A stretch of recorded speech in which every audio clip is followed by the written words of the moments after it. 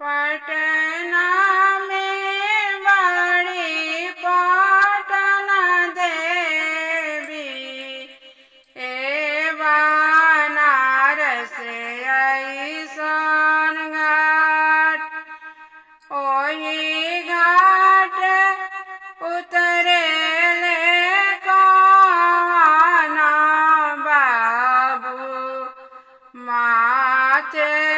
दौरा लिहले, पेनी नाया पना में पियरिया, चली पटना के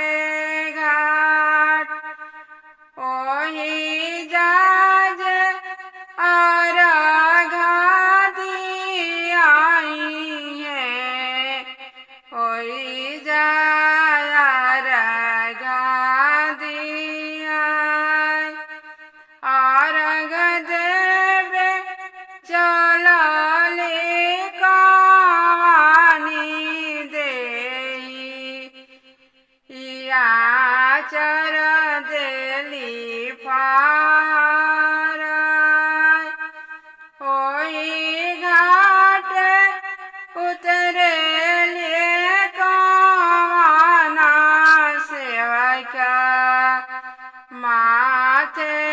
दौरा लिहले, पेनी नाया पना में पियरिया, चली पटना